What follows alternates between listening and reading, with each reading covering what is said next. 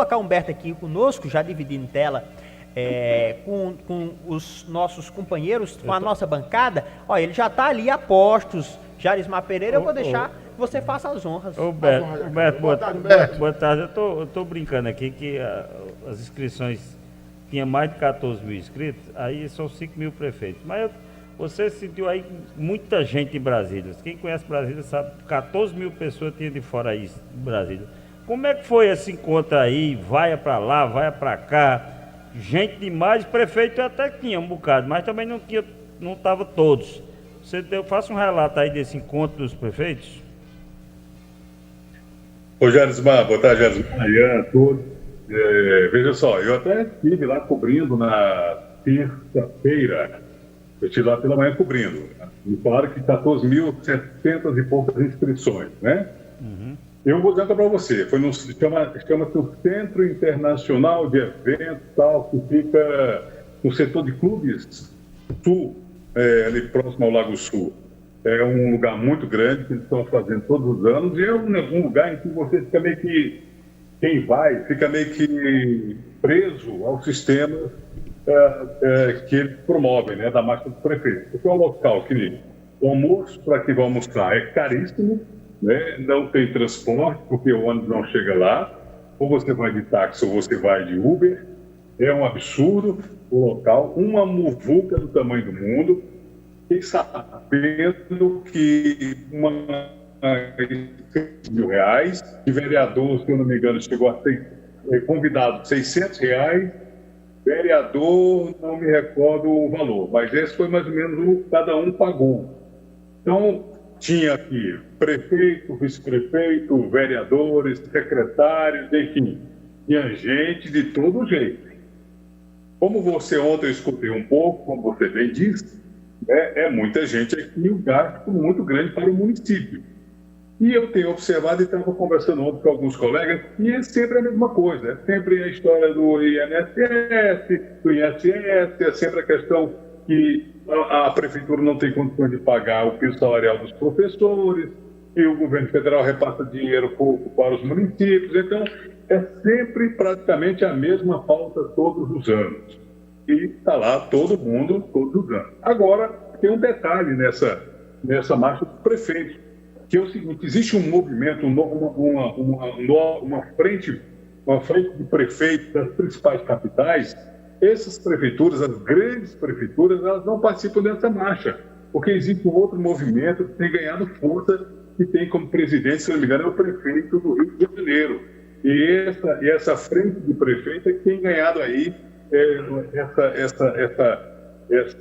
frente, porque o valor que a frente de prefeitos aí do movimento municipalista que aconteceu, encerrou-se agora a meio-dia, tem cobrado muito caro. Então tem stand que o pessoal paga, tem patrocinador, o prefeito tem que pagar um absurdo para poder participar.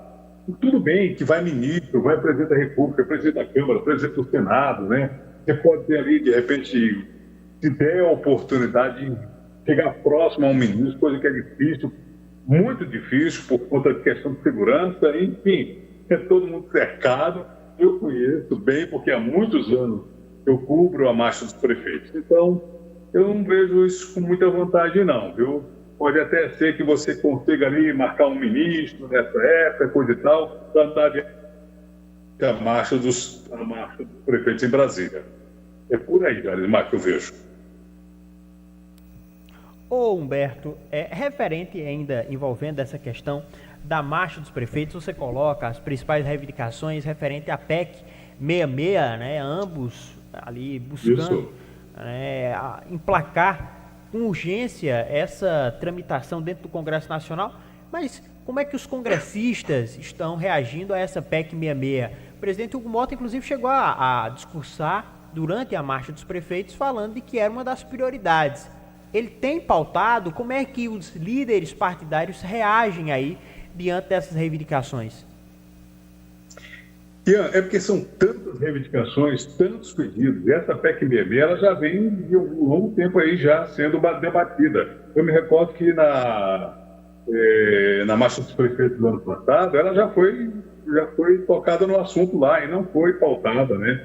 Então, é uma preocupação realmente do presidente Hugo Mota, porque também tem interesse, afinal de contas, né, tem um pai que é prefeito, tem várias prefeituras do qual o partido dele comanda, né, é um deputado municipalista também, e tem essa preocupação, e a oportunidade também, ele como presidente da casa, resolver essa situação, que é uma preocupação de todos os municípios. É claro, por exemplo, eu agora há pouco terminou uma reunião de líderes, do qual eu acompanhei, por exemplo, essa pauta 66, essa PEC 66 não está programada para entrar semana que vem na pauta da Câmara dos Deputados. Assim como apenas a que trata do INSS, que deve entrar na pauta da semana que vem, mas mesmo assim o presidente Hugo Mota ainda não designou um relator, e vai tentando levar, inclusive, ele chamou a atenção dos líderes hoje, para que os líderes mantenham os parlamentares na casa, para que se vote mais breve possível, para que se tenha uma pauta mais enxuta, mais objetiva, e se consiga botar tudo aquilo que se quer, porque vários parlamentares têm seus projetos e todo mundo quer que esses projetos sejam aprovados, porque é de interesse do seu município, do estado, do Brasil, enfim. Tudo isso tem chamado a atenção dos líderes, e essa, por exemplo, foi o próprio líder José Guimarães que me disse, logo após a reunião, que foi um pedido do presidente Hugo Mota para que a pauta seja uma pauta leve, uma pauta mais objetiva, para que os parlamentares votem, não vão embora de Brasília sem votar, usem o sistema eletrônico, pelo menos nas segundas e sextas-feiras, para não deixar de votar. Então, por aí você acompanha. Possivelmente que essa pauta, por exemplo, a PEC 66, esteja logo aí na pauta da Câmara dos Deputados. E hoje eu vou esperar ver se tem mais alguma pergunta aí, mas senão eu vou entrar daqui a pouco num assunto que repercutiu muito aqui essa semana no Congresso Nacional, que foi a questão que o governo federal já gastou, do início do seu mandato até agora, nada, 5 bilhões, né? 5 bi, só de passagens aéreas e hospedagem. Não estou falando aqui o uso dos aviões da FAB. Então, o assunto repercutiu bastante aqui, depois saiu essa matéria no Diário do Poder do Cláudio Humberto. Boa tarde, amigo Humberto. Professor Alberto Mello. Boa tarde. Humberto, o brigadeiro da Aeronáutica, em depoimento ontem do Supremo Tribunal Federal, confirmou os crimes golpistas. Está na imprensa nacional, internacional, em todo canto. O brigadeiro, enfim, Batista Júnior, prova inconteste. E queria saber como é que está aí essa situação, porque agora não tem mais como dar ré no foguete, né? Já foi. E, por outro lado, está aqui, todos os principais sites do jornalismo sério brasileiro, que eu apanho muito, porque eu questiono isso, eu vou na linha, né, das informações, e não da desinformação. De que o Augusto Aras mantinha um contato, isso, no WhatsApp, isso está registrado, não tem como negar. Ele e a Dodora, eu chamo de Dodora, a procuradora, a vice-procuradora, mantinham conversas e negociações com o ajudante de ordens do Bolsonaro para saber em que processos estavam, como se livrar e o que fazer para engavetar. Você tem informações aí em Brasília como é que essa história está rodando? Ou é só lorota da imprensa nacional? Porque aqui eu vou citar UOL, CNN, Globo, vamos lá, Fórum, até na Gazeta do Povo, tá todo mundo com essas notícias. Você teria alguma coisa para nos passar sobre isso? O que eu sei é que os sites estão colocando aí, que depois de janeiro de 2023, por exemplo, o tenente-coronel Mauro Cid enumerou em mensagem os inquéritos em que era investigado ao assessor jurídico do Exército, o general, na época, ainda era o coronel Santana Neto. Ao fim, escreveu: informação passada de forma reservada pelo PGR e pela PGR Lindora. É isso que você sabe, é o que nós sabemos aqui e que estão aí nos sites. Agora, mais um assunto que eu vou tocar com você, que é reunião de líderes hoje. O líder do PT, Lindeberg Farias, mais uma vez, vem cobrando que não, ele, né, o governo não quer anistia. Você sabe, se acontecer anistia, também essa anistia vai para o Bolsonaro e com isso fica mais fácil que ele de repente seja candidato.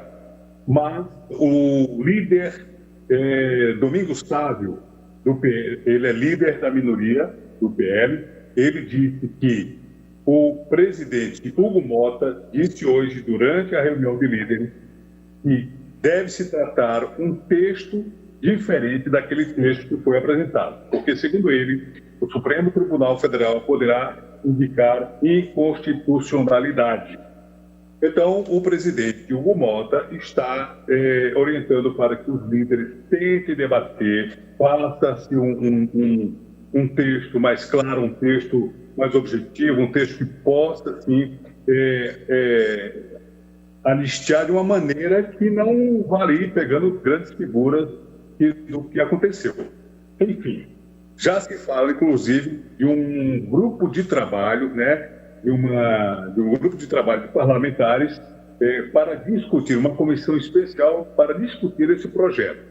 Não foi instalado, fala-se na criação apenas, para que discuta a proposta da anistia. Mas foi um assunto legal. Humberto, só para, desculpa lhe interromper, você falando dessa reunião... O que aconteceu? Essa reunião de líderes aí... Porque essa reunião de líderes aí, Queiroga deu uma entrevista hoje aqui na Paraíba, até polêmico, disse que abre mão até o PL da candidatura se Ciro Nogueira for do PP, vice na chapa do PL, aí os acordos que estão sendo costurados em Brasília. Há esses rumores aí no Congresso que o PP podia ser o vice do bolsonarismo, e aí tinha essa união PL e PP? Ou união hoje?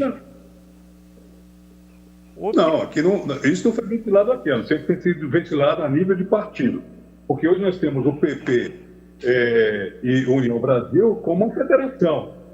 Então tem que combinar aí com os moicanos. Porque o que é que acontece? Ronaldo Caiado lançou a sua candidatura lá em Salvador. E Ronaldo Caiado já disse essa semana em entrevista à Globo News que um dos primeiros atos, sendo eleito presidente da República, é anistia irrestrita e irrevogável para presidente, para o ex-presidente, para todo mundo. Então, meu amigo velho, já se fala, por exemplo, que em 2028 o candidato a vice poderia ser Hugo Mota. Então o povo já está trabalhando lá na frente. O que vai acontecer no ano que vem? Claro, nós estamos aí há pouco mais de um ano e meio das eleições. Claro que todo mundo está tentando daí amarrar. Mas é muito difícil, porque aí nós temos aí o PL, que não sabe ainda, é Bolsonaro?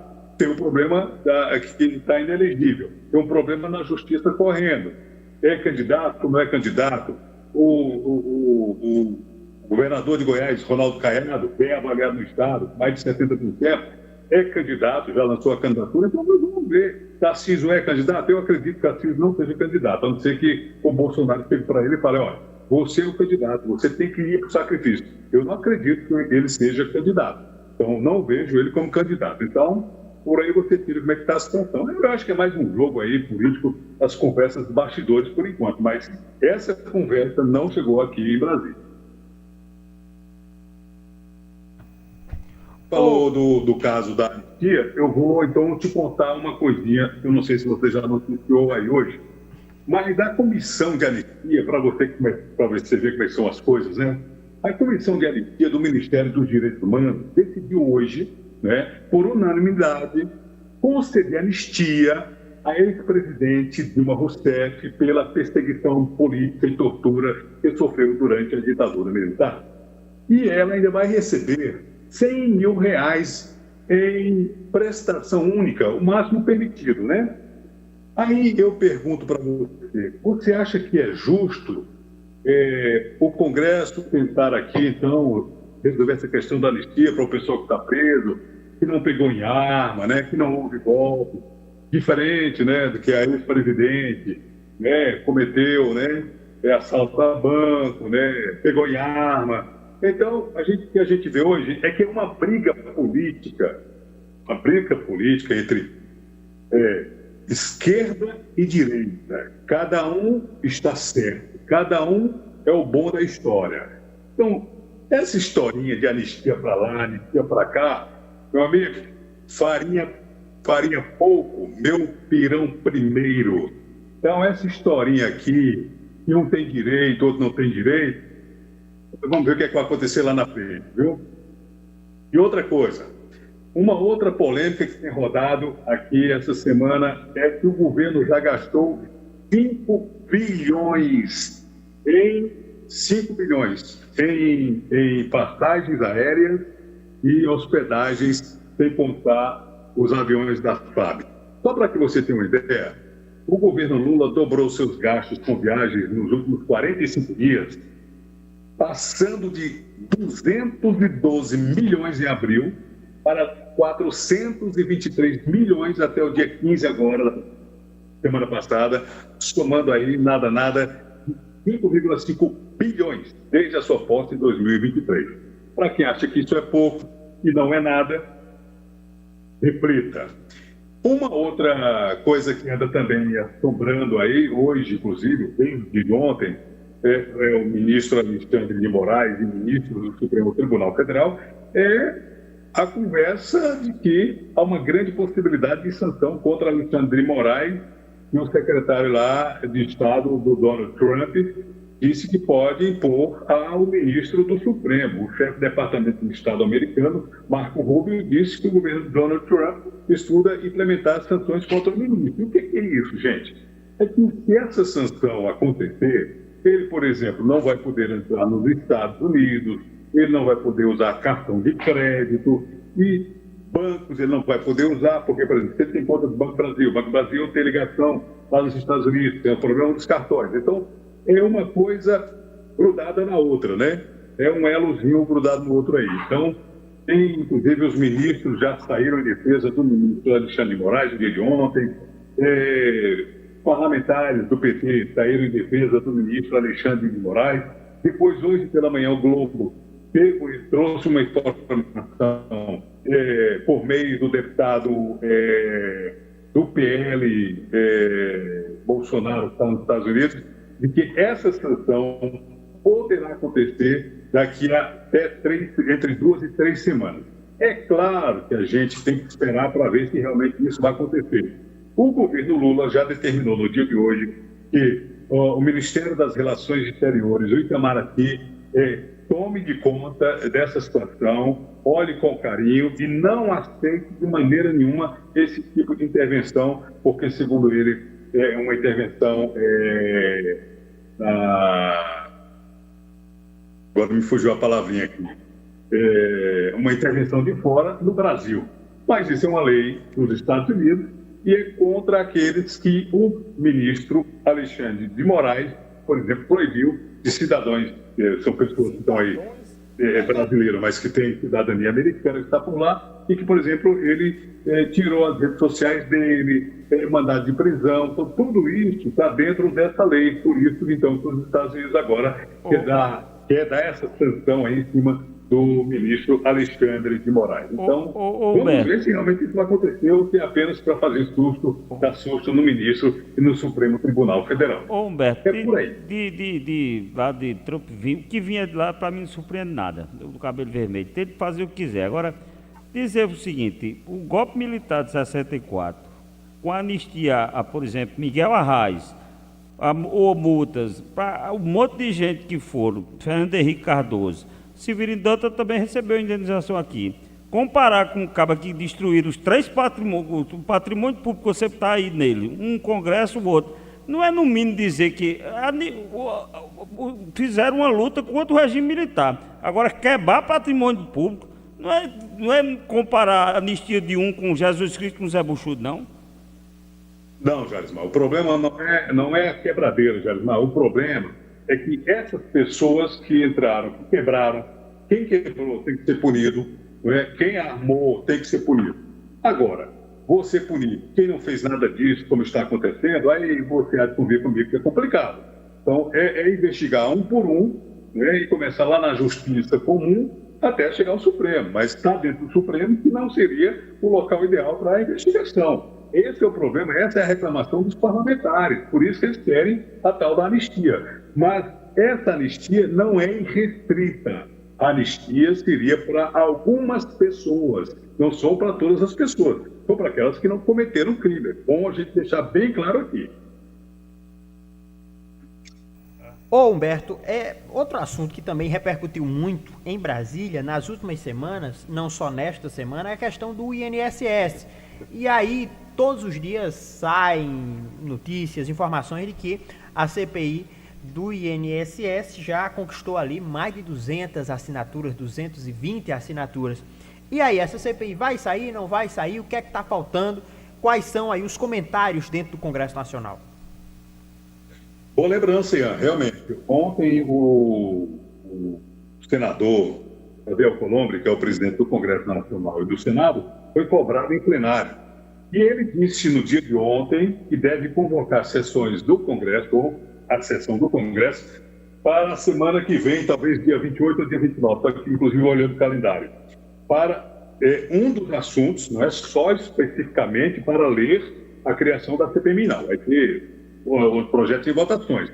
Mas ele prometeu que para a semana ele deve fazer a leitura para a instalação da CPMI. É uma comissão parlamentar mista entre Câmara e deputados. Tem 200 e tantos deputados que assinaram e 40 e poucos senadores que assinaram, inclusive governistas. Só que o governo está pressionando para que essas pessoas, os governistas aí, retirem a assinatura. E realmente estão com medo de retirar a assinatura, porque sabe que a pressão está muito grande. Teve, inclusive, esta semana, a operação da Polícia Federal prendeu aí 3 carros de luxo do tal do careca do INSS. E o grande questionamento das pessoas, inclusive hoje, em coletiva, que perguntaram durante lá, após a reunião, é por que vai ser tratado um projeto na semana que vem na Câmara, que trata do INSS, né, do dinheiro da devolução, e não se trata de pegar o dinheiro de quem roubou para devolver aos aposentados, ao invés do governo pagar aquilo no bolso nosso novamente. Quer dizer, roubaram, ficou por isso mesmo, né? Eu digo assim, por isso mesmo, no sentido que, por exemplo, estão aprendendo caso, essa coisa toda. Mas nós temos aí associações.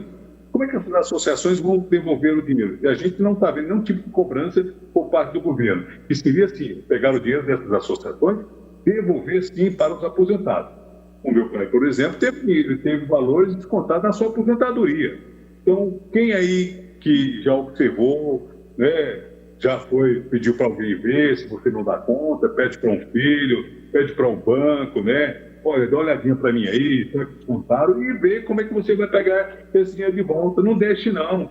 O dinheiro é seu, né? Roubaram de você. Então, vai sim ter a CPMI e vai ter muita confusão, viu? Pode ser um grande problema para o governo, já que nós temos aí uma pré-reeleição. Humberto, o vereador Marcos Antônio... Falando em reeleição, o vereador Marcos Antônio, de Carrapateira, está querendo fazer uma pergunta, quer participar aqui ao vivo com você, direto de Brasília. Vereador, boa tarde, bem-vindo. Muito boa tarde a você, professor, a todos que fazem difusora, aos ouvintes. Eu gostaria, Humberto, de dizer que essa fala é uma fala um pouco exagerada, porque qual professor de direito, eu acho que aí na bancada, acho que o professor desse professor de direito, que é também dessa área, já não sei, mas não tem fundamento. Então, uma conversa para alienígena, acreditar, porque é um absurdo, professor.